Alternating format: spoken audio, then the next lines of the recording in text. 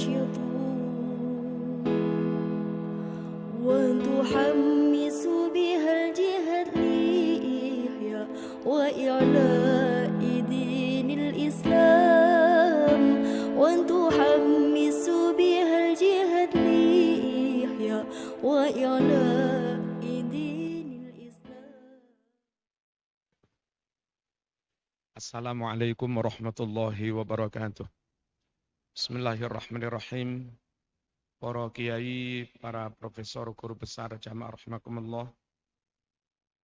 Dulu tahun 1923, menurut yang diceritakan Kiai Muhammad Fakih Mas Kumambang dalam kitab An-Nusus Al-Islamiyah, halaman 14. Niku setelah Wahabi berkolaborasi bersekongkol dengan Alu Saud di sokong Inggris Prancis, akhirnya berhasil memenangkan pemberontakan. Tergulinglah raja ketika itu Syarif Hussein. Terus yang mereka lakukan terhadap Islam apa? Penghancuran. Situs-situs para ulama, para wali, makam-makam diratakan dengan tanah. Dan ini penuturan dari guru beliau, Al-Habib As-Sayyid Ahmad Zaini Dahlan, yang melihat dengan mata sendiri. Mereka mensweeping ke rumah-rumah kiai-kiai, ulama-ulama Arab ketika itu, diambil kitab-kitabnya, dirampas, terus ada ribuan naskah Sahih Bukhari, ada ribuan naskah Sahih Muslim, dan macam-macam. Mereka ambil terus mereka musnahkan. Allah yang maha bijaksana, maha kuasa, meskipun mereka makaru membuat makar, akal-akalan menghancurkan Islam, dengan cara menghabisi naskah Bukhari Muslim yang asli. Tapi sebelum itu ada ratusan santri Indonesia yang mondok ke Mekah. Mbah Hashim, Mbah Bisri, Mbah Munawwir, Mbah kami, Mbah Ridwan, terus juga Ye Maksum itu sendiri, Ye Fakih, Ye Zubir, Abai Ke Memun, Zubir, dan yang lain-lain. Itu sudah mondok di Mekah, dan ketika mulai ada tanda-tanda nggak aman begitu, mereka boyong. Boyong ke Indonesia, memboyong serta menyelamatkan kitab-kitab itu. Jadi kalaupun mereka kaum Wahabi, Buri, kami berhasil menghabisi, memusnahkan kitabnya umat Islam. Kata Allah, Kak, masih ada ribuan naskah Sahih Bukhari yang kami selamatkan di Indonesia. Masih ada ribuan naskah Sahih Muslim yang kami selamatkan di Indonesia. Juga kitab-kitab fikih. Kados kula misalnya yang ada warisan ke mbah-mbah, cukup mbah tahun pinten. Itu tasik nyimpen pura-pura kitab lawas-lawas. Yang di sana sudah dimusnahkan. Nah, orang ahlu sunnah wal jamaah yang berkomitmen tidak akan mengkhianati satu hadis pun. Sifat amanah itu dititipi 10, kudu disampaikan 10. Nabi dawuh, iki hadisku, sekian ratus ribu, yo kudu kabeh. Enggak boleh ada satupun yang dikurang-kurangi, ditambah-tambahin. Dan nyun sewu lewat santri-santri yang pulang ke Indonesia boyong ribuan naskah Bukhari Muslim tafsir, itulah kita kaum ahlus sunnah wal jamaah dengan penuh amanah dan tanggung jawab menyelamatkan naskah yang asli. Ulama-ulama ahlus sunnah wal jamaah mesti punya komitmen kuat, cinta tanah air, cinta NKRI, bela negara, setia pada negara. Bagi mereka, menjaga negara ini berarti menjaga ribuan naskah Bukhari Muslim. Amannya negara ini berarti amannya naskah Bukhari Muslim. Bubar negara ini, wis. Nasibnya naskah Bukhari Muslim yang ada di Indonesia, nasibnya makam para wali, para ulama yang ada di Indonesia, insya Allah juga seperti nasib itu di Mekah, di Arab sana. Milo, mengapa kiai-kiai itu komitmen pada NKRI, cinta tanah airnya? Ya karena di negeri inilah Allah menjaga keaslian Islam. Di negeri ini Allah menjaga, menyelamatkan naskah kitab-kitab Islam. Yang di Timur Tengah sudah banyak dimusnahkan. Paham ya? Jadi lek ana wong Ahlus Sunnah, NU, enggak NKRI, niku wong enggak ngerti urut-urute sejarah. Enggak ngerti umete susur. Mengapa komitmen Ahlus Sunnah kok disertai dengan komitmen bela negara? Komitmen cinta pada Islam, setia pada Islam, diikuti dengan komitmen setia pada negara. Karena memang cara menjaga Islam, cara menjaga naskah Sahih Bukhari dengan menjaga negara niki. Niki ngertos nggih? Allahumma shalli ala sayyidina Muhammad. Yang diselamatkan kiai Indonesia bukan hanya naskah teksnya, tapi juga maknanya. Karena beliau-beliau pulangnya wis ngesai. Apa ngesai? Njenggoti, gadane bapak kula duka warisan keng mbah napa-napa. Apa bajuri bareng iki. Maknana. Jadi pulang ke Indonesia itu membawa teksnya dan sampai sekarang masih asli. Dan juga membawa pemahaman yang sama dengan gurunya di sana. Yang itu di kalangan kaum di luar kita, Salafi, Wahabi, wis murid diberi kebebasan memahami sendiri, ijtihad dhewe.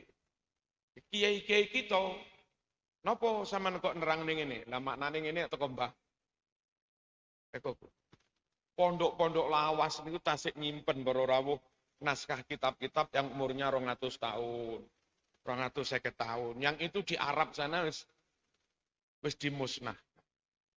Jadi harus ngeten iki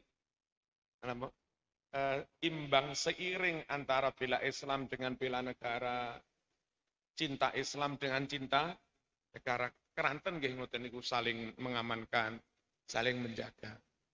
Terus kiai-kiai kita menjaga mafhum, pemahaman, mboten namung mulih sangu kitab sasani itu.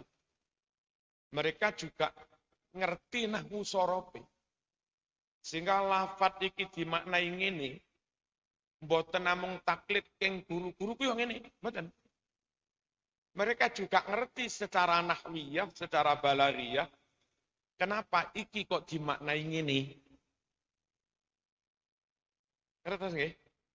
Lah orang di luar kita wis tek hadisnya wis kelong-kelong, berubah-ubah, lalu enggak mewarisi ilmu dari pendahulunya, mulai randuwe makna, dipaham-pahami dewe, dipahami dewe pun dengan sangat cekak ilmu alatnya, nahwu sorof balaghahnya, sehingga enggak bisa menguak di balik tabir apa tahta asroril kalimat.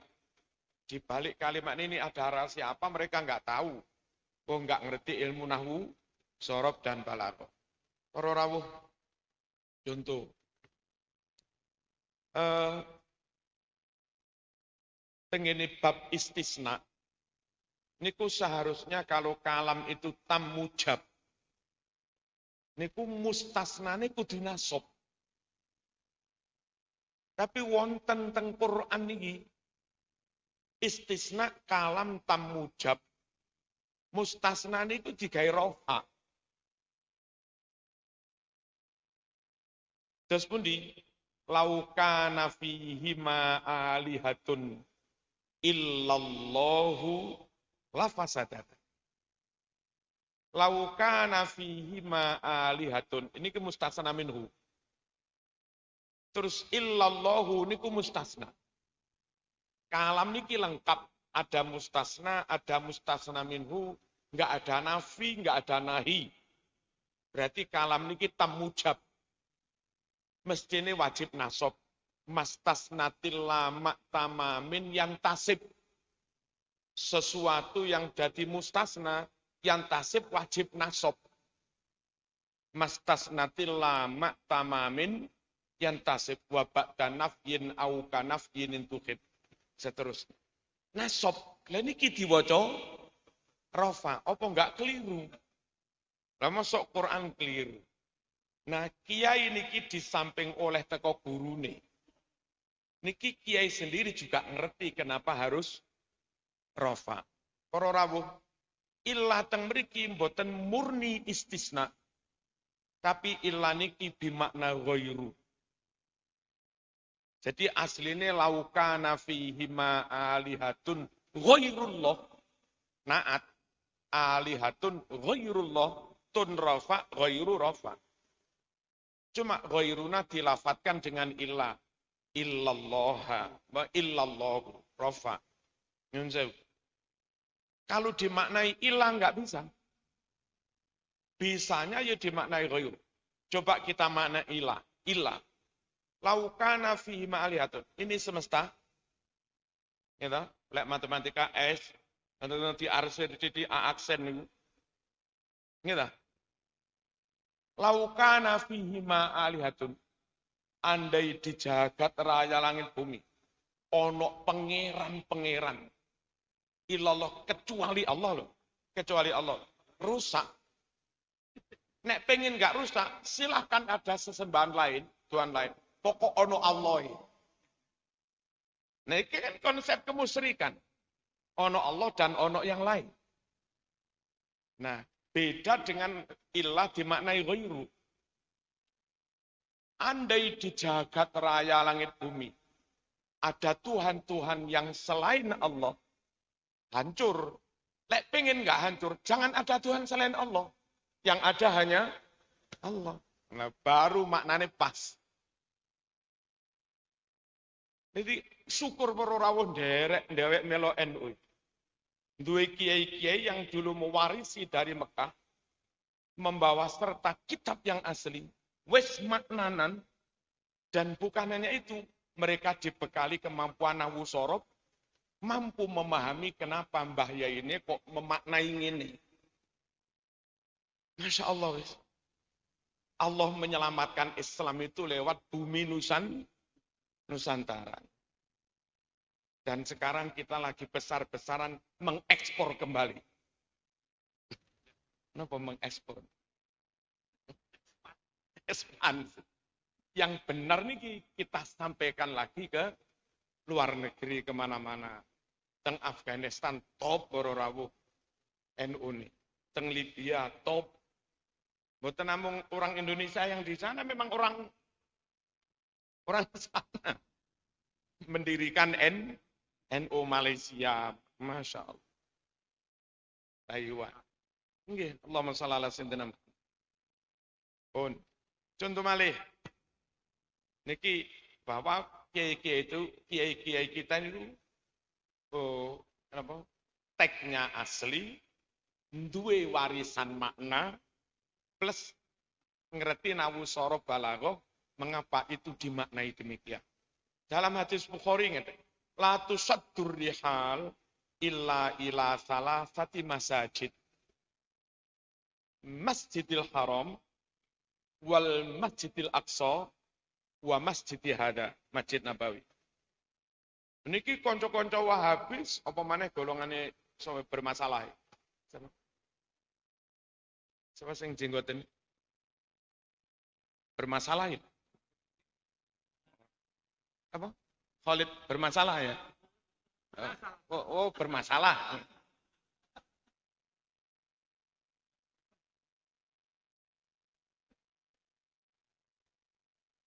Niki banyak konco di luar NU yang nggak mewarisi ilmu dari dulu secara berurutan itu. Salah paham. Kalian dilarang pergi jauh, musafir, kecuali menuju 3 masjid. Masjidil Haram, Masjid Nabawi, Masjidil Aqsa. Krono teke ngeten, Ki Profesor Ratut mau kali jamaah, temudi ziarah Wali Songo, haram. Karena teks hadisnya, kamu dilarang pergi jauh, kecuali menuju 3 masjid ini, nggak boleh. Lek dimaknai ngono temenan para rawuh. Sepisan salah nahwu sorofe. Ping pindho konyol. Tahu badhe temu ndi? Badhe pengawasan teng Australia haram. Kilo dalile haram pergi jauh kecuali menuju 3 masjid. Jenengan badhe temu ndi? Kalau badhe teng Yaman Ahqaf mondokaken putra haram. Iki hadise dilarang pergi jauh kecuali menuju 3 masjid. Kan konyol kabeh. Niku gara-gara enggak mewarisi dari pendahulunya, terus enggak melengkapi diri dengan ilmu alat. Lamun ngerti ilmu alat, Mas, itu bab istisna. Dilarang pergi jauh kecuali menuju 3 masjid. Kalam istisna itu supaya sempurna, ada mustasna, kalimat yang setelah illa, dan harus ada mustasna minhu. Lah mustasna minhu ini sing bener mutasil, sejenis dengan mustasna. Kalau ini menyebut tentang masjid, yang sebelum illa harus tentang masjid. Ben podo, nggak oleh yang kalimat setelah illa menyebut masjid, sebelum illa tentang sembarang barang, nggak boleh. Nyun sewu. Semua kambing ikut makan, kecuali Ki Ali Ashari. Ini kan nggak bener ini kalimatnya. Kalimat yang setelah illa mustasna itu nggak serumpun dengan kalimat yang sebelum illa. Harus yang serumpun. Semua dosen sampun dahar, kecuali Ki Ali Ashari. Lah niku lho baru bener kalimat niku. Nah karena hadis itu menyangkut masjid, seharusnya jangan dibawa kemana-mana. Kalimat sebelum illa juga harus tentang masjid. Bagaimana? Kamu dilarang pergi jauh ke masjid manapun. Kecuali 3 masjid ini. Itu baru pas. Mengapa dilarang? Karena semua masjid itu nilainya sama. Jenengan tiang Unisma jamaah teng Ainul Yakin oleh 17. Atuh jamaah teng New York kono ya oleh 17. Atuh teng Al Azhar Mesir kono ya oleh 17. Lah krono nang di ganjarane padha ae lah apa ado-ado iki lho. Enggak perlu jauh-jauh kalau urusan mau jamaah ke masjid. Jadi tiang mboten pareng. Nanti Mas neng apa? Sorbon. Lapo jamaah zuhur langsung mulih ngene iki ora oleh. Entek-enteki biaya sak pirang-pirang gledek mulih nggawa ganjaran 17. Nah, tasih pengin 17 masih ning al jihad kene wis oleh 17 lalapo ado-ado teko Mesir teko Australia. Jadi bener Nabi melarang jangan jauh-jauh untuk urusan jamaah. Karena masjid itu sama saja. Salah kalau dieret-eret sampai ngarepne ziarah wali. Itu enggak ngerti tentang mustasna dan mustasna yang harus mutasil, harus sambung niku. Paham nggih? Nah, kalau itu memang benar, kecuali Masjidil Haram, Masjid Nabawi, Masjidil Aqsa. Enggak apa-apa men. Nanti Mas, badhe teng Masjid Nabawi jamaah zuhur langsung wangsul rapopo. Zaman kalaupun PP habis 15 juta, enggak apa-apa. Sumbut biaya sakmono terkompen dengan kelipatan pahala sama dengan jamaah 1000 kali dibanding jamaah di Masjid Ainul Yakin. Enggak rugi. Nanti Mas, badhe teng Masjidil Haram jamaah subuh langsung wangsul. Itu enggak rugi. Entek biaya 15 juta, pulang bawa kelipatan pahala 100.000 kali dibanding masjid yang lain. Lah atuh-atuh ini Mas, yang Kairo Mesir, lapo jamaah asar langsung mulai. Iki lho mek kur oleh 17 lala apa? Hadis ini makbul banget untuk konteks masjid. Nah salahnya konco di luar NU, krono enggak mewarisi ilmu dari atasannya, terus enggak melengkapi diri dengan ilmu nahwu sorok, namun moco letter pas manteknya logikanya juga enggak pakai main. Akhirnya terus ngawur, haram ziarah wali songo, kilo dalile, haram pergi jauh, kecuali menuju 3 macam. Tasik kuwata para rawuh tentang kunut. Kunut itu NU Muhammadiyah, dalile sami. Hanya mereka memahami dengan kelengkapan ilmu alat, mereka kadang kirang melengkapi diri dengan ilmu alat. Kalau tuk nih hadis yang Bukhari itu, Qanata Rasulullah sallallahu alaihi wasallam syahron wa da'a ala ri'lin wa dzakwan wa usayya tsumma tarakahu. NU dalil kunut yo niku, Muhammadiyah dalil kunut yo niku. Tapi beda. Qanata teng mriku Muhammadiyah lek maknane nyuwun sewu, berdiri lama dengan khusyuk.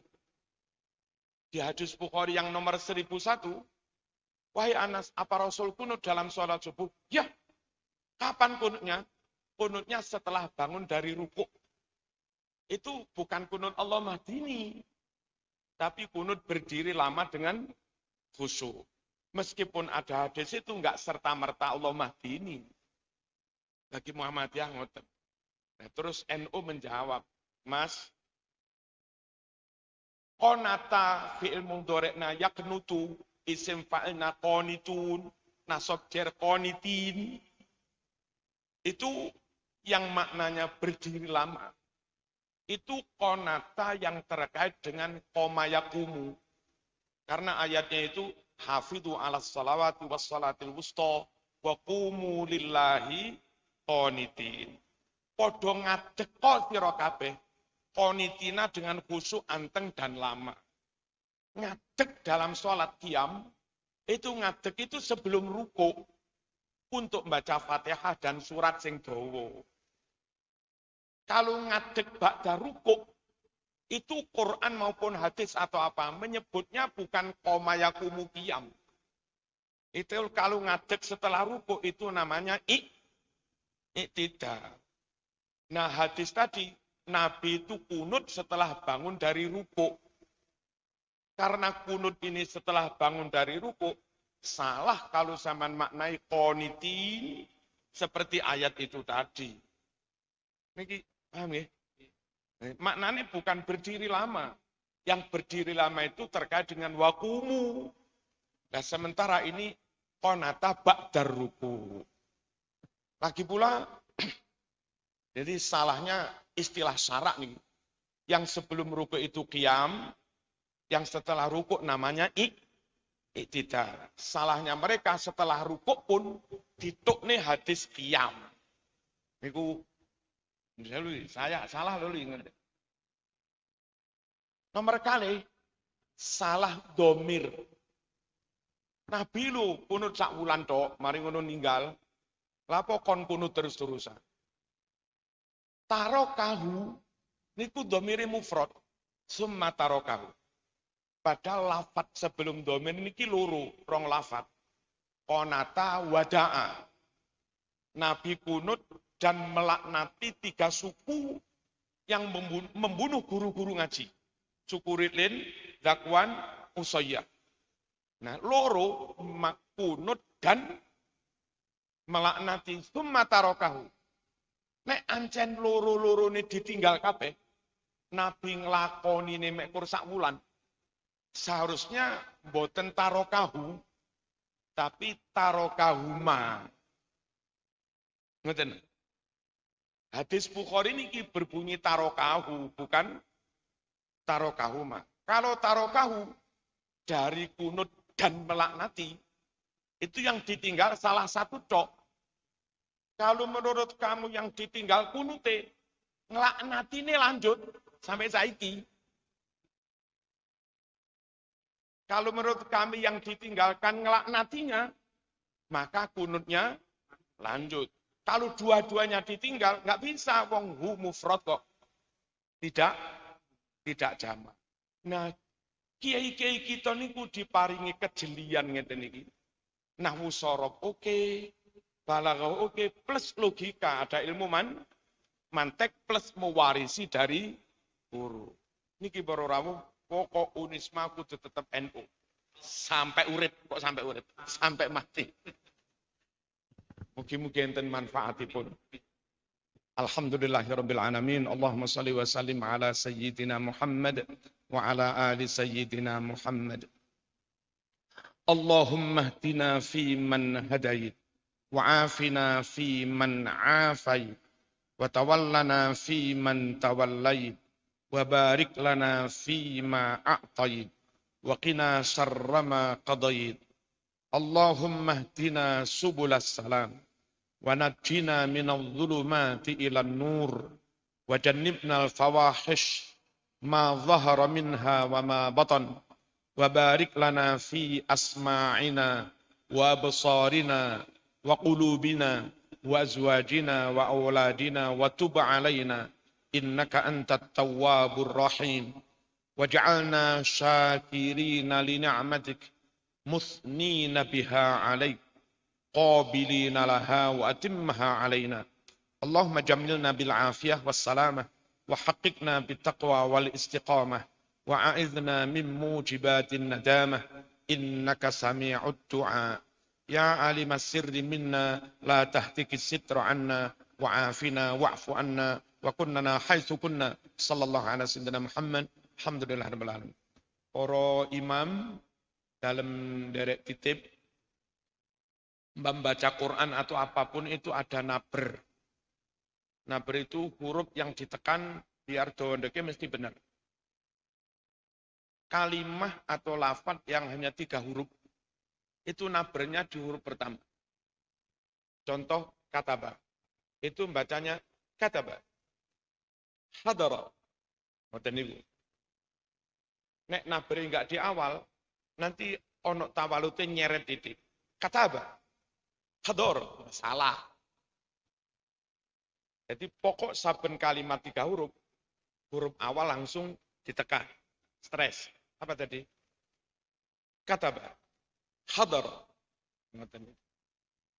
Sebagian konco-konco imam kadang kirang pas niku malih rodok nyeret titik. Yen Mbah Ye Basori telaten ngiling nih. Sakniki sampun kapundhut. Walafu minkum. Assalamualaikum warahmatullahi wabarakatuh.